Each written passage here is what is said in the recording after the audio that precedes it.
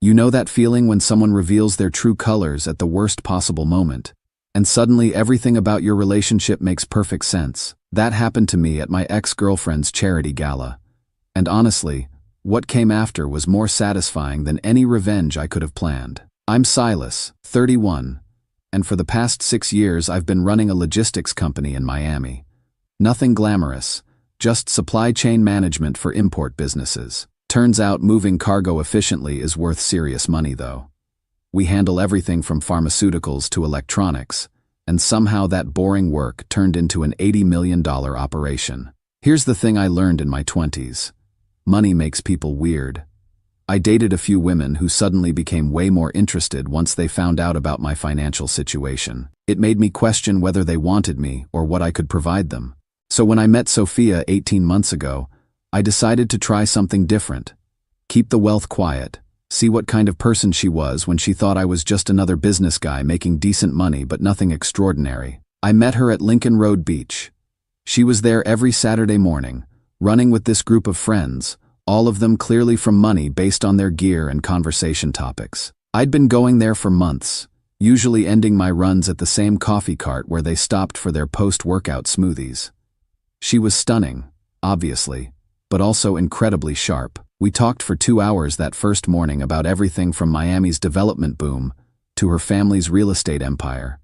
Turns out her grandfather had been one of the early developers in Coral Gables, and her family still owned significant commercial property throughout South Florida. From day one, I could tell she was trying to figure out my economic status. Not in a gold-digging way exactly, but like someone who'd grown up around serious wealth and was used to categorizing people by their financial capacity. When I picked her up for our first real date in my Honda Accord, I saw her glance at it with this expression I couldn't quite interpret. "Nice car," she said, but something in her tone suggested she was being polite rather than genuine. I'd deliberately chosen the Accord over the Mercedes sitting in my garage. Wanted to see how she'd react to dating someone who appeared to be comfortably middle class rather than wealthy. Over the next several months, I got an education in how people from established money families view economic differences.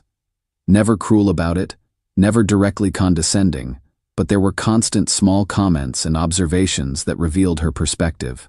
"There's this incredible restaurant in South Beach, but it's probably outside our budget," she'd say when planning dinner dates.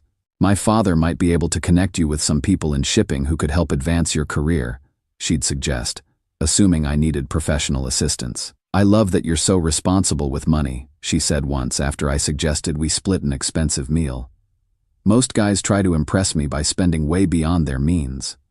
Her family was cordial but distant when I met them. Her parents, Isabella and Ricardo, treated me like a pleasant enough young man who was obviously temporary. They'd ask basic questions about my business, nod politely when I explained what my company did, then redirect conversation to topics they found more engaging. Her brother Sebastian was the absolute worst. Investment banker, probably mid-30s, the type who wore his wealth like armor. He had this way of talking down to me that was subtle enough to avoid being obviously insulting, but clear enough that I always left family gatherings feeling like I'd been assessed and found inadequate. "Logistics, right?"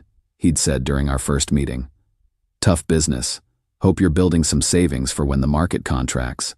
Miami's shipping industry is pretty unstable," he'd add. "Smart to manage expectations about long-term growth." I'd never mentioned what my company was worth or what my personal portfolio looked like. In his mind, I was some small business owner dating above my station, and he seemed to enjoy reinforcing that dynamic. The strange thing was, I started internalizing some of their attitudes, not because I questioned my own success, but because constantly being treated like you're inadequate eventually influences how you see yourself in those situations. I'd catch myself feeling defensive about my choices, my lifestyle, my apparent lack of ambition to live more ostentatiously. Sophia never said anything directly critical, but patterns emerged. She'd suggest activities and then quickly backtrack when she remembered I might not want to spend that much. She'd mention vacation ideas and then pivot to more practical alternatives when she caught herself. She'd talk about something she wanted to purchase and then joke about needing to find a wealthy husband someday.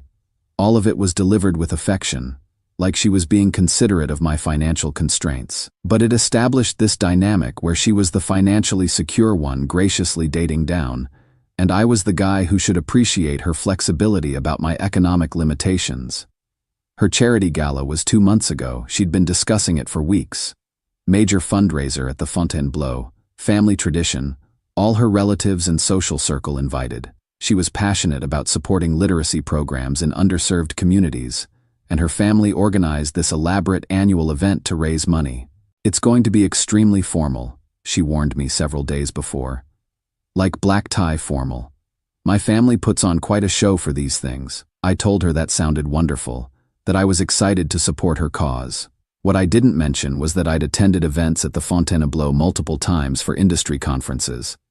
My company had sponsored their business leadership summit for the past 3 years. The night of the gala, I showed up in my standard black tuxedo. Nice enough for most formal events, but definitely understated compared to everyone else there. Men in designer suits that probably cost more than most people's monthly salary. Women in gowns that screamed exclusive boutiques.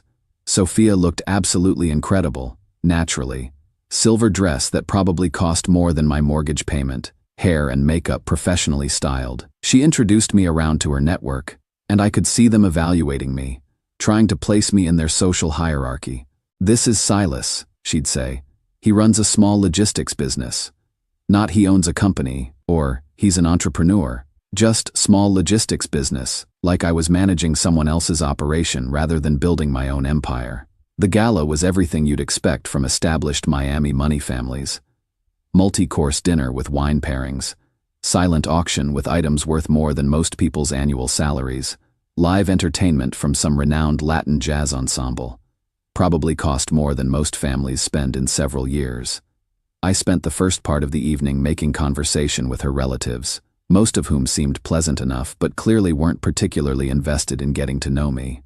The interactions were polite but superficial, the kind of exchange you have with someone you expect to never encounter again. Sebastian dominated conversations near the bar, sharing stories about his latest deal successes with anyone who'd listen.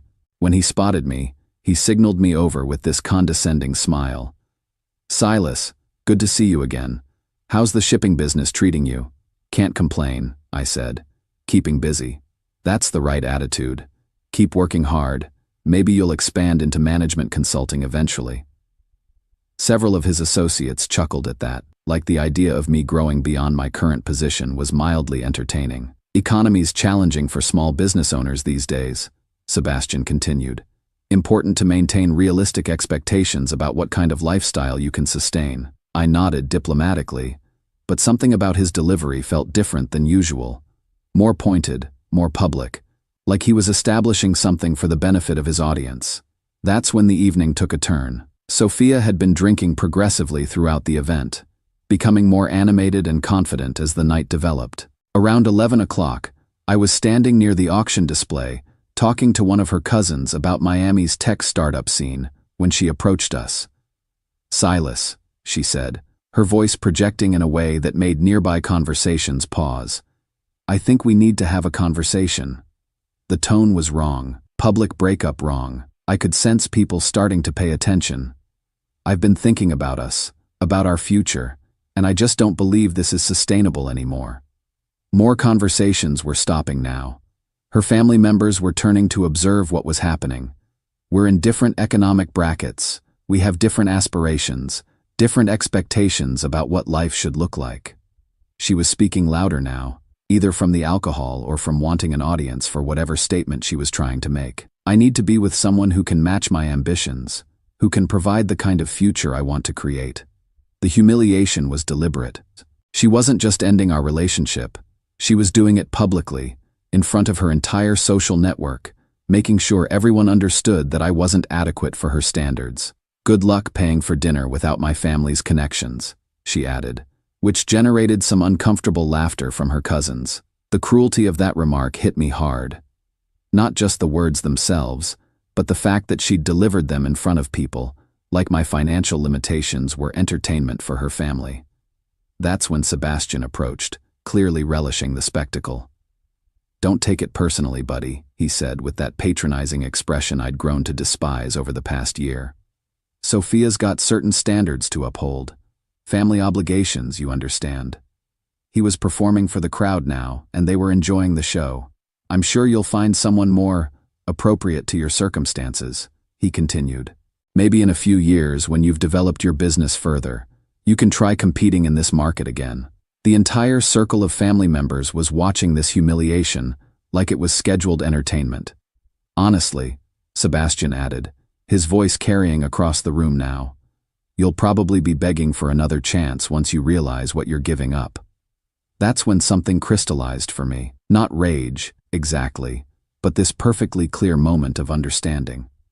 These people had spent 18 months evaluating me, finding me insufficient, and now they were publicly celebrating my inadequacy. I pulled out my phone and made one call. Diego? Yeah, I need extraction from the Fontainebleau. 25 minutes. I put the phone away and looked at Sebastian, then at Sophia, then at the circle of family members who were still observing this unfold like theater. I appreciate the guidance about understanding my market position, I said calmly. Then I walked to the bar, ordered a scotch, and waited. The next 23 minutes felt like hours.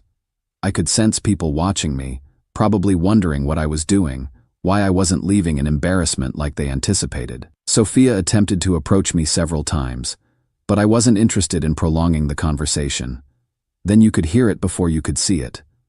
The distinctive sound of yacht engines, getting louder as they approached the marina adjacent to the hotel. Conversations started to fade as people tried to understand what was happening. The yacht pulled up to the Fontainebleau's private dock, engines still running.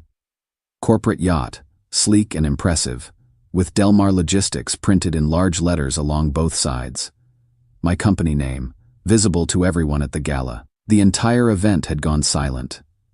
Everyone was staring through the floor-to-ceiling windows, trying to process what they were seeing. I finished my scotch, left a 50 on the bar, and started walking toward the marina exit. Silas, Sophia called behind me, but I didn't turn around. Wait, she called again, but the yacht engines were getting louder as I approached the dock.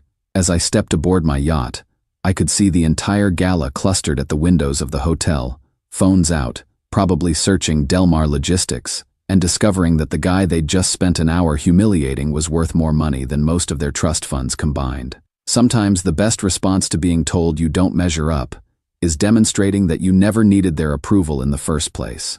Update 1.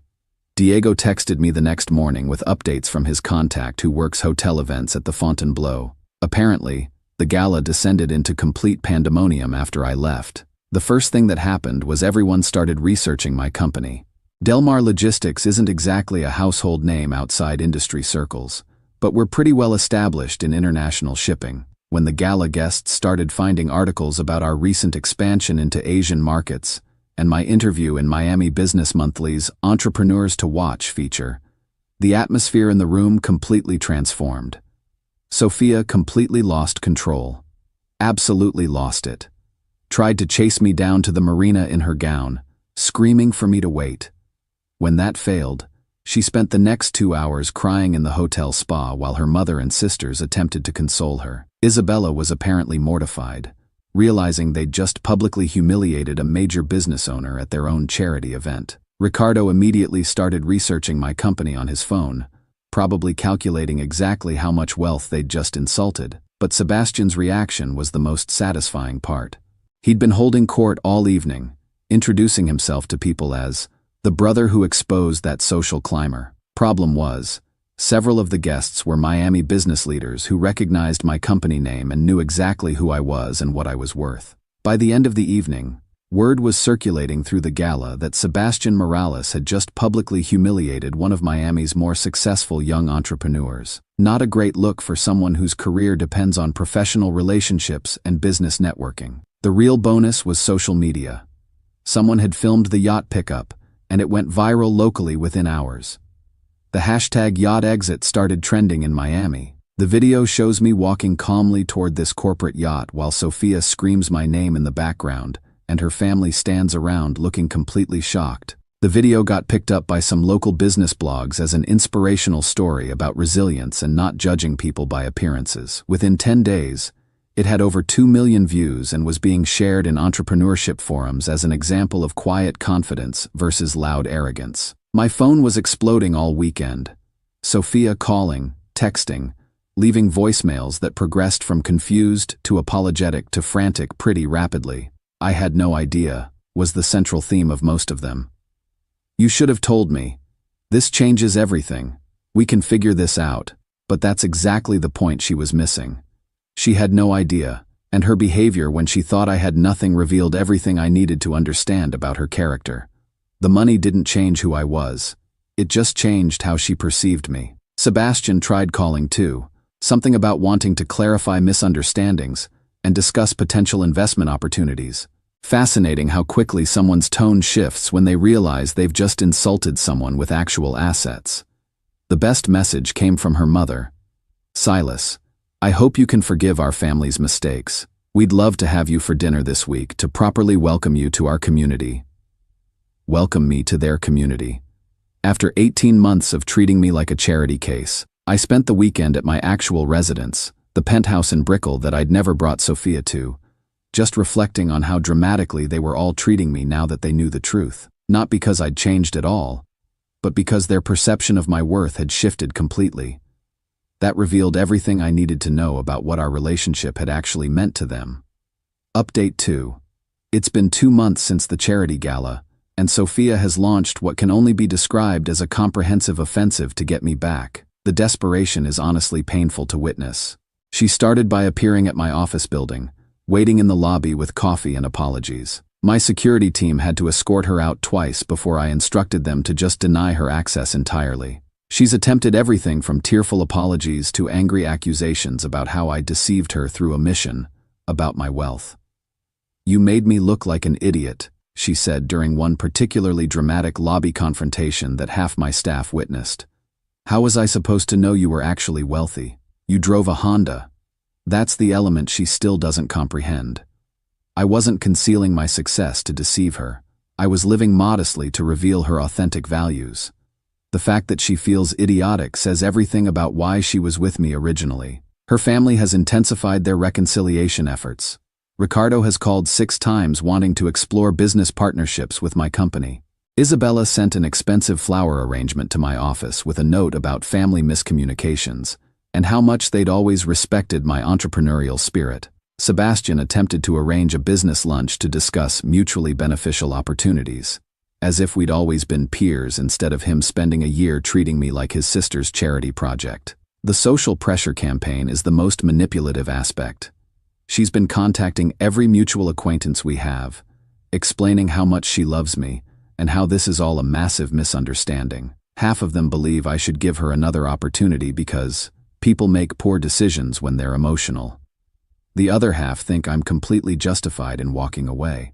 She's been posting old photos of us on Instagram with captions about overcoming obstacles and love conquering pride. It's like she's attempting to rewrite history, pretending the breakup was about communication problems rather than her publicly humiliating me for not being wealthy enough for her expectations.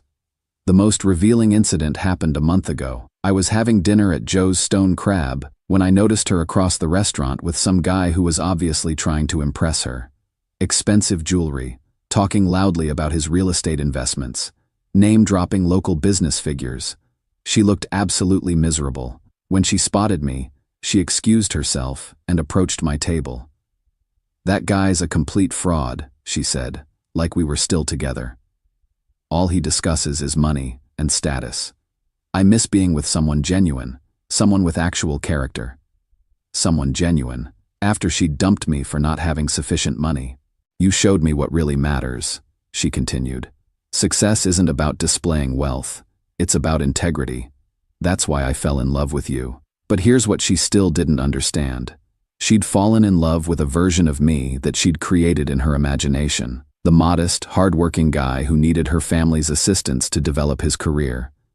She'd never actually known the real me, because the real me had been evaluating her character the entire time we were together. I've been clear with everyone that this isn't about ego or wounded feelings. It's about what I discovered about her when she thought I couldn't offer her anything valuable. That information doesn't become irrelevant just because she regrets it now. Final update: Sophia's social standing in Miami essentially imploded. The video made her locally infamous for all the wrong reasons. Everyone knows the story now, how she publicly dumped a multi-millionaire for not being wealthy enough, not realizing who she was actually addressing. It's become this cautionary tale people share about assumptions and materialistic behavior. Dating has been devastating for her from what I understand through mutual connections. Wealthy men won't approach her because they saw the video and know exactly what she prioritizes in relationships. Other men know they'll always be compared to the millionaire she lost, and don't want to deal with that psychological burden. Her family's reputation took a serious hit as well. Sebastian lost multiple business relationships when word spread about his behavior at the gala. Difficult to trust the judgment of someone who publicly humiliates successful entrepreneurs at social events. Isabella and Ricardo have gone into full damage control mode, attempting to rebuild connections that were damaged by their daughter's very public mistake. Professionally, Sophia's been struggling. 4 job opportunities disappeared when employers researched her name and found coverage about the incident. Miami's business community is more connected than people realize, and this story has become part of local business legend. Meanwhile, my company went international 8 months ago. We're now valued at just over $300 million, and I ended up on Inc. magazine's 40 Under 40 list for logistics innovation. The success feels completely earned because I built it without using wealth as social leverage. I'm with someone amazing now. Carmen's a successful architect who built her own firm from nothing. She knew about my company before she knew about me personally, which was refreshing. When I told her about the Sophia situation, her response was simple: "Thank God you discovered who she was before you married her." The difference is remarkable. Carmen doesn't need my money, doesn't want my money, just wants to build something together as partners. She gets excited about my business achievements the same way I get excited about her winning major projects. That's what real partnership looks like. Last month I spoke at Miami Entrepreneur Week about building sustainable business culture. Sophia was in the audience. Her current position apparently required her to attend professional development events. When she attempted to approach me afterward, security politely redirected her. Not because I was bitter, but because there was simply nothing remaining to discuss. The entire experience taught me something valuable about evaluating people's character before you become too invested. I'd always understood that money changed how people treated you, but I'd never deliberately used that knowledge to assess someone's true nature. Sophia thought she was dating beneath her level when she was with me. She thought she could do better than someone who drove a practical car and lived simply. The yacht didn't prove that I was worthy of her. It proved that she was never worthy of me. I'm grateful for all of it now. The condescension, the public humiliation, even Sebastian's smug comments about knowing my market position. They showed me exactly who these people were when they thought I couldn't respond. I'm still driving the Honda, still living modestly relative to my means, still not advertising my wealth to people I meet. Because the right person won't need to know what I'm worth to recognize my value, and the wrong person will reveal themselves by caring more about my bank account than my character. The yacht wasn't showing off. It was showing them exactly who they'd just lost.